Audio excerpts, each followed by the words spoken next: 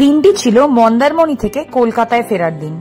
রাস্তায় প্রচুর ট্রাফিক কনজেশন থাকার দরুন আমাদের কোলাঘাট পৌঁছতে বেশ দেরি হচ্ছিল, কিন্তু লাঞ্চ তো করতে হবে, তাই আমাদের এক দাদা যিনি তমলুকেই থাকেন তাকে ফোন করতেই আমাদের নিয়ে গেলেন আমি বাঙালি রেস্টুরেন্টে।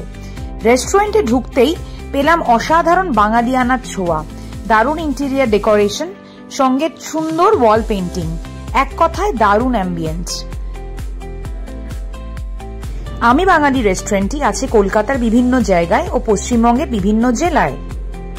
হ্যালো, আমরা এখন লাঞ্চে এসেছি। আমি বাঙালি হচ্ছি পাঠার মাংস আর ভাত, আর সঙ্গে লেবু আলু ভাজা।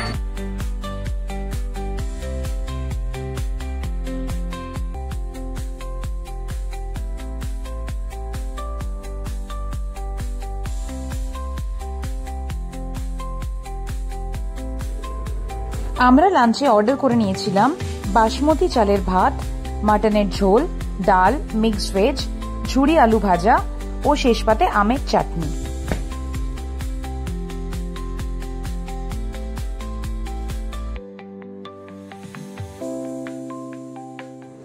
প্রত্যেকটি রান্নাই ভীষণ সুস্বাদু ছিল।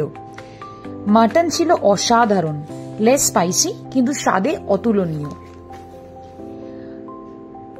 আমি বাঙালির মাটন থালিটা অবশ্যই ট্রাই করবেন আপনারা যদি ওখানে যান।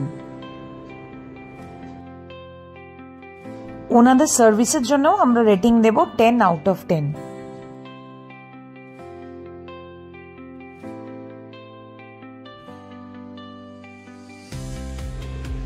ব্লগটি ভালো লাগলে লাইক করবেন এবং আমাদের ফলো ও সাবস্ক্রাইব করবেন।